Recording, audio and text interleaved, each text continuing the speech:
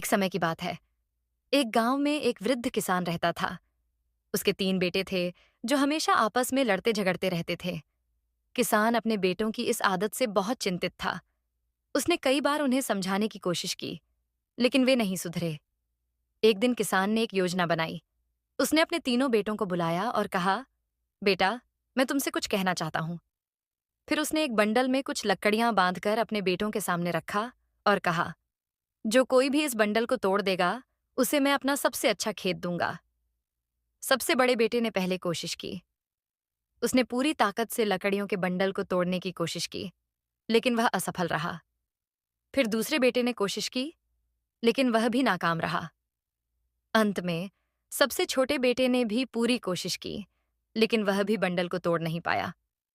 तब किसान ने लकड़ियों के बंडल को खोलकर लकड़ियां अलग अलग कर दीं और अपने बेटों से कहा, अब एक एक करके इन लकड़ियों को तोड़ो। इस बार सभी बेटे आसानी से लकड़ियां तोड़ पाए। किसान ने मुस्कुराते हुए कहा, देखो, जब ये लकड़ियां बंडल में थीं, तो इन्हें तोड़ना मुश्किल था, लेकिन जब ये अलग अलग हो गईं, तो इन्हें तोड़ना आसान हो गया। इसी तरह यदि तुम सब मिलकर और एकजुट रहोगे, तो कोई भी तुम्हें हरा नहीं सकता। लेकिन यदि तुम आपस में लड़ते रहोगे, तो कोई भी तुम्हें आसानी से हरा देगा। बेटों को अपने पिता की बात समझ में आ गई और उन्होंने आपस में लड़ना झगड़ना छोड़ दिया। अब वे सभी मिलजुल कर खेतों में काम करने लगे और उनका परिवार सुखी और समृद्ध हो गया।